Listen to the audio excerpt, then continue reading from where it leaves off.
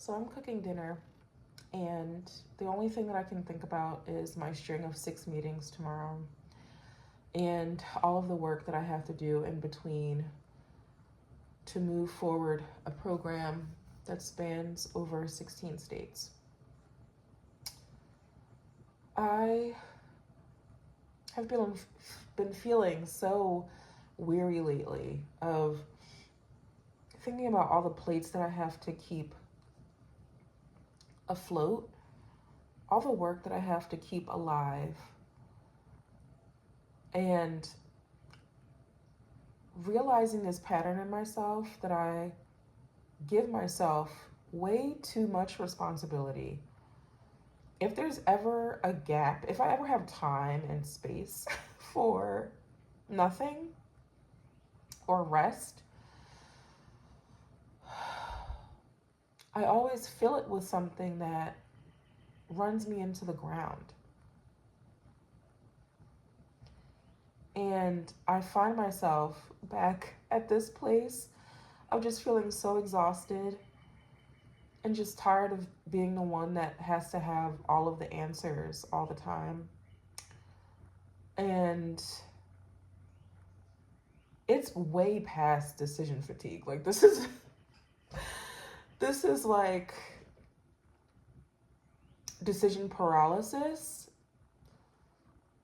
I don't have the space. I don't have as much space as I would like to have in thinking my own thoughts.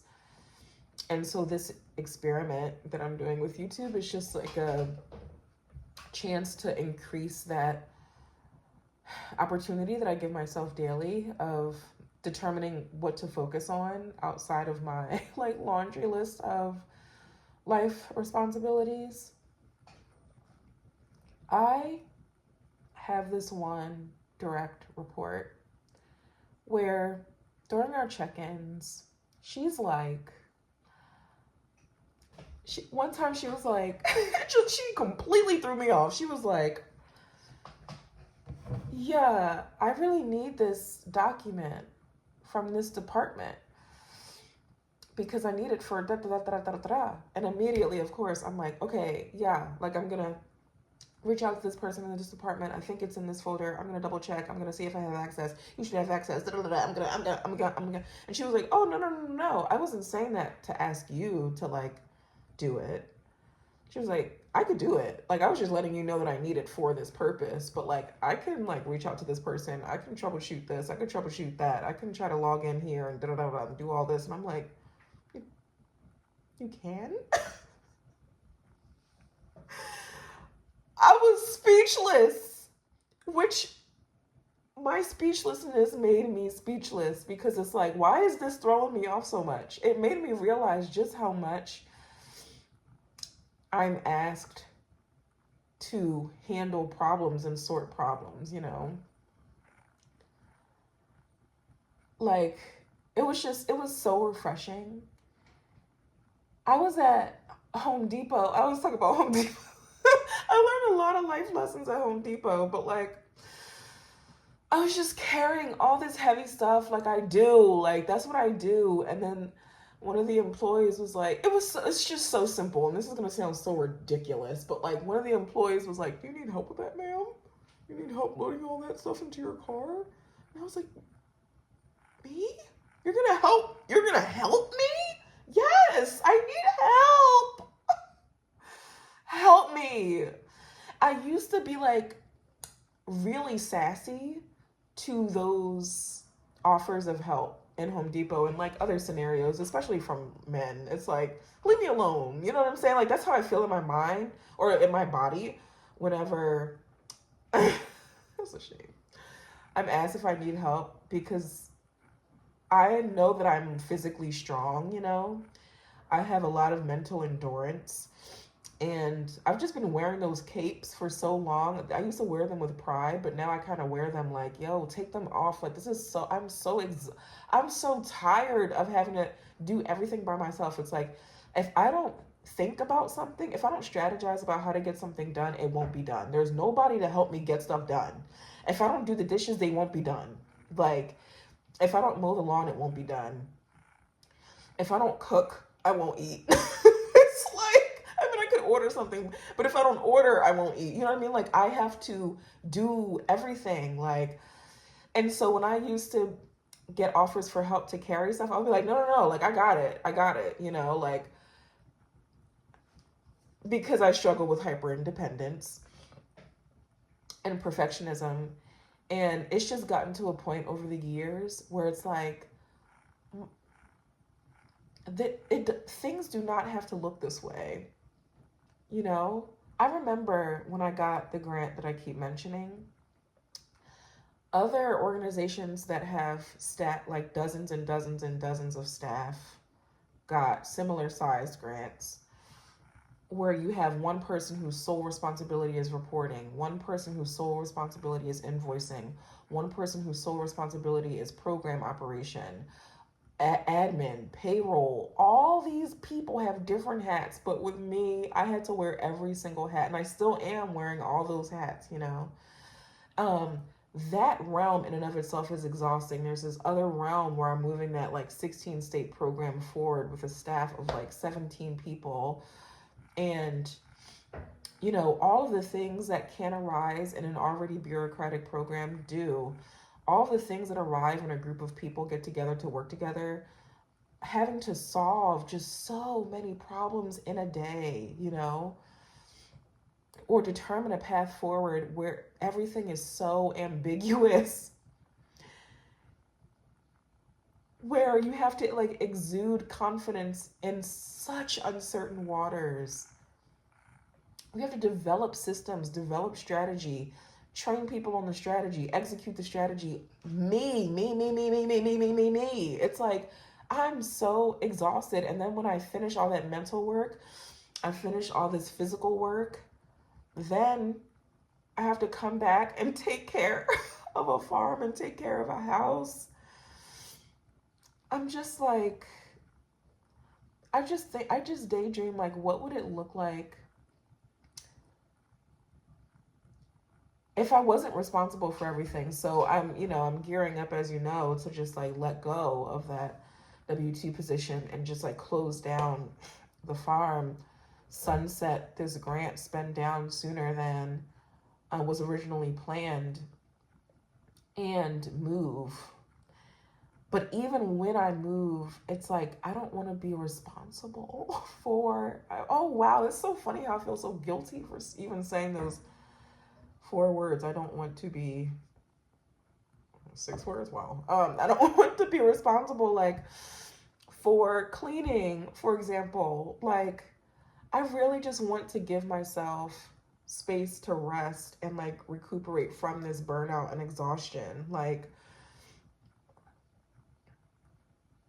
I want it to be determined by somebody else what's on the menu, you know? I want to put my bills on auto pay so I know I don't have anybody calling me and be like, oh, okay, I have to log on to this website and pay. It's like, no, just take it. Take it. Like, I need to be left alone. And if any of my staff on either side of my position see this, it is not you. It's a me problem, you know? Like, this is me. It is not you. Don't feel bad, okay? It is definitely me, and just like not having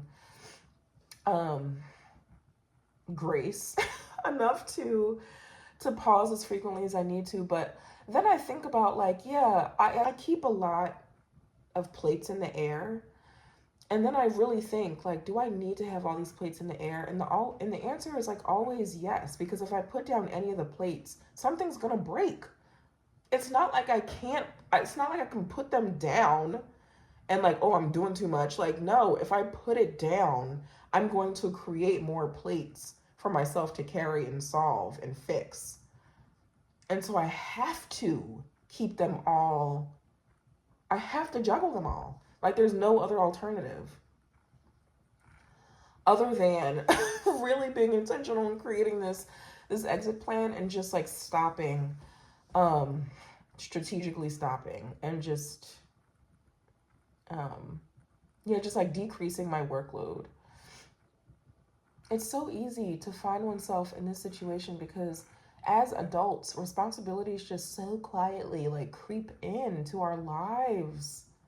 It's like there's no opportunity for a triage of like, oh, will this require maintenance? Well, what type of oversight will this require? Will this require money?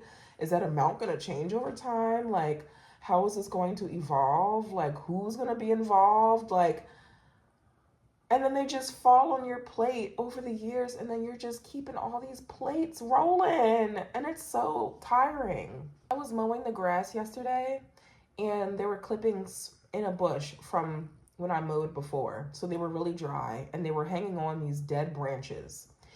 I had been mowing for a while, like this John Deere ride-on mower, and the engine was really hot. And I mowed up into the bushes so I could make sure to get all the grass. And then some of those dry clippings caught on fire. They were started smoking at first, and I was looking at it and I was like, is this about to catch fire? How that correlates to my life and questions that I ask about certain situations of just like, is this about to get out of hand? You know? And the smoke is building. My driveway is really long from where I was mowing up to the house where the water source was. And so I hopped on the mower, was riding slow. I was trying to go as fast as I could, but I was riding super slow to the house. I keep looking back. The smoke is growing. And then I look back again, and there's a fire that's taller than the bushes. It was like 12, 14 feet high. And I'm like, oh my gosh, dog. And it's in this thicket of dense, dead-ish forsythia. So there's so much tinder for this thing to spread.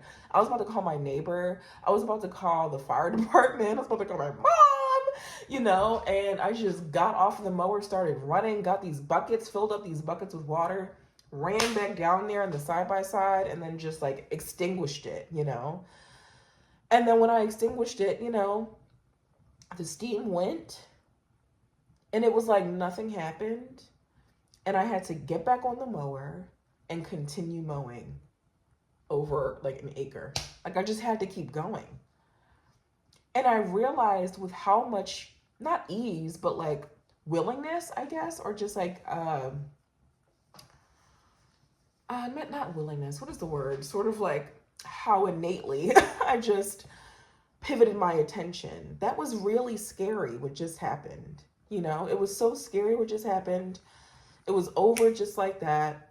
I didn't give myself any time to process it. I just hopped back on the mower and I kept working.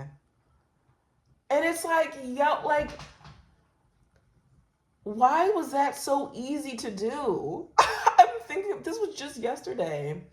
Why was that so easy to do? And then later I'm recounting the story to my mom, and she's just like, oh my goodness, like full of exclamation. I was reliving it, and then I realized that, only now am I processing that, that was really scary, and that could have gotten bad. And leaving grass clippings anywhere is like a fire hazard to that extent, because it was a pretty big amount of them. And yeah, but I just kept going. And I just thought about like how many situations in life are similar to that, of just like you put out this fire and then you just hop back on and keep it pushing without giving something that was scary or traumatic or hurt, like painful, if you were hurt or something, and just not giving myself time to process and slow down. And in that same field, there was someone who came by. He has a tractor, and he was like, I could just knock this out for you. He was like, I could just hay the field. I could cut it, whatever you want. Like, I have so many implements. They're just like toys to me. I could just knock it out. That was weeks ago. Haven't heard from him since. It's like, not that he doesn't owe me anything. He doesn't, I'm just saying, like, whenever there's like a glimmer, I'm like, oh my gosh, like I don't have to do this by myself. Oh my gosh, that's so great. It just seems to always fall through my fingers. And it's like, yet again, I'm going to bake in the ability for myself to not have to do everything. The removal of the responsibility also has to come from me. Like, I have to figure out how to take things off of my own daggone plate. And like, honestly, by the grace of God, am I able to wear all of the hats that I do and not be in a coma? I have these like stress-induced seizures. They mimic grand mal seizures. But whenever stress gets up to a certain level, I just pass out. It's like my body just goes, it just shuts down. I remember I had this like hoopty. It was a Pontiac. Why would I ever buy a Pontiac? It was just like a nice black car, my first car. It was like a 1999 Pontiac Grand Am. Please. She was cute though, but she was a piece of, she was, what is it called? A lemon. She was a lemon. And I had gotten, and so I would always just be broken down on the side of the road. And it had happened for the upteenth time. And I couldn't handle it. It was so scary. It was dark. I was right around a curve, so like people couldn't see me, and the car was black. And so I had my flashers on, and the stress that was in my body just made me go to the back seat and like lay down. I couldn't call anybody. I couldn't get out of the car and try to figure things out. I couldn't open the hood. I was just like, I can't handle this level of stress. I'm going to sleep. And I went in the back seat and I took a nap. Then a policeman knocking on the door like, yo, what's going on? And I'm just like, I don't know. Ridiculous. And now, you know, as an adult, an older adult, like that same thing happens where I just like have to, I feel them coming on and I just have to like pass out. And like go lay down, and they'll pass within like 30 minutes or so.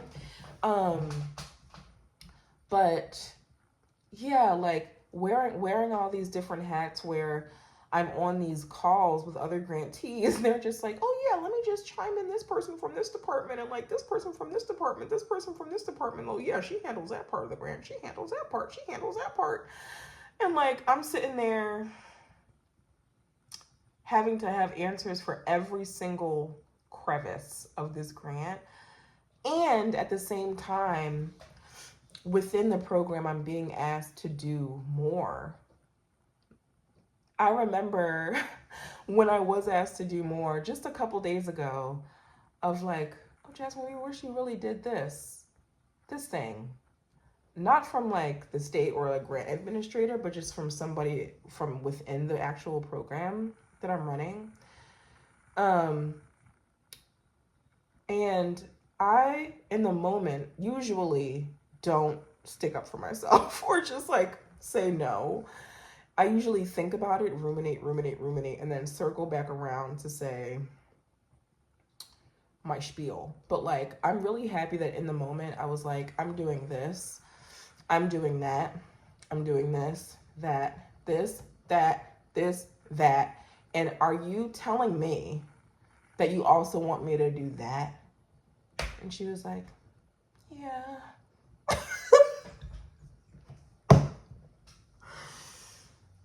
Yeah. Yeah. And I was like, okay, well, it sounds like there's some confusion because I don't be doing that. Like, that's not my role, you know? That's specifically why I hired this person to do that so that I didn't have to by 100%, because I still am, but the parts that I am doing just aren't seen as sufficient because nobody really knows the full picture of like what it is that you do, especially if it's mind-crushingly administrative. And so I try to just like paint those pictures more, but it always makes me feel bad because I feel like I push myself to the brinks of sanity. And I still feel that I'm not doing enough. Isn't that crazy? And so when I hear it validated, or when I hear those comments externally, it's like, what else could I do with the time that is in a day in order to not feel or hear that more is needed from me. That is just so exhausting is not even the word. It's like crushing, you know? I'm already in a deficit mentally and physically and having to perform daily. And I have to pull from the trenches in order to continue on each day. That's really how it feels. Like, and yet I'm requiring more of myself, or I'm putting pressure on myself to do more, and I'm hearing it externally. And like, I can't wait for my days to be open and like not crafted by obligation, and really just craft like design around wonder and just curiosity and intuition and like playfulness. I want to play. I'm trying to create, you know, like lean into my more of my creative side and not this like strategic, like Aries, go, go, go, go, get it, get it, get it, ambitious, like all that. I have been that version of myself for so long, dog. Like for so long. And I've proven so much to myself. And now it's really time for leisure and to just sit down. I've been asking myself, like, what do I need to do right now in order to set myself up to sit down in a couple months so that I could sit down for a couple years? And that's the plan. That's the plan. It's going to feel so, it's going to feel so good, dog, to not have to answer to anybody. Nobody's answering to me. I'm not asking anybody to do anything. Like, I'm not putting out fires like in the Carolinas. I'm not like trying to convince people in Maine to do stuff. I'm not responsible for anybody's paycheck. Like, I can just sit down and think, I'm going to craft this entire day around, I don't know, sea bass. I'm going to research little fish markets and I'm going to go get a sea bass, maybe from a couple different ones. And I'm going to make them in similar ways or different ways. And I'm going to taste them and see which one I like the best. And then I'm going to go to bed. That's what I want to do. Oh my gosh, what is a little crunchy texture that I can put on top of my sea bass? You know what I'm saying? Like, not what's our financial strategy for Q4. It's like, no. I'm not nobody's strategist anymore. I'm not anybody's director anymore. I'm not anybody's supervisor anymore. I'm a home sea bass chef. I'm going to find a sea bass, cut up some mangoes, you feel me? Get some potatoes and sit down and watch SpongeBob or something. That's literally what I need. My nervous system really needs that. Like, I just be like, it's ridiculous. It's just so ridiculous. Don't you know that painting? I'm going to try to like pop it up here. Of the woman sitting on the side of the bed, like with her head down and her shoulders up. Like, when I look at that painting at different points in my life, I just be thinking about, I'd be projecting my thoughts onto her. And right now, I just bet, it just feels like she's saying like, another day of this grind, another day of this hustle, another day of being exhausted. And I have to muster up the courage and the strength to get up and do it again and again and again and again and give and give and give and pour out to others without anything ever being poured back into me.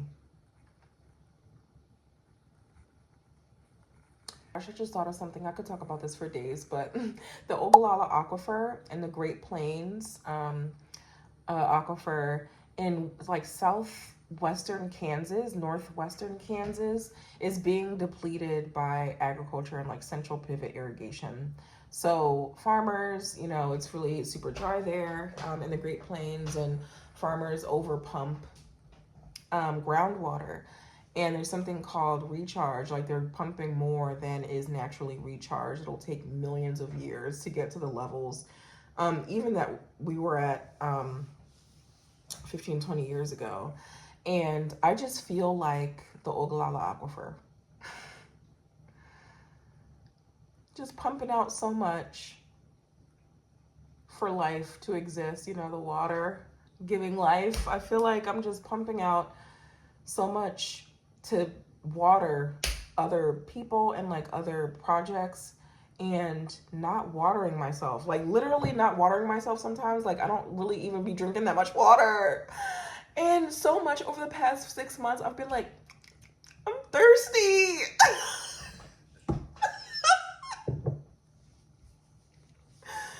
I'm thirsty, dog. Okay? I am physically thirsty and I'm spiritually thirsty. What did Jesus say? He said, those who come to me will never hunger and they will never thirst. That's a huge part of it. But yeah, like it's just, I'm just so looking forward to slowing down, and like we really just owe it to ourselves to figure out what gets to stay on our plate and what has to just kick rocks. I'm not trying to look back at my 30s, my early 30s especially, just not really remembering much and just like work, grind, work, grind, like running myself into the ground. Like that's not how I'm trying to remember my life at all.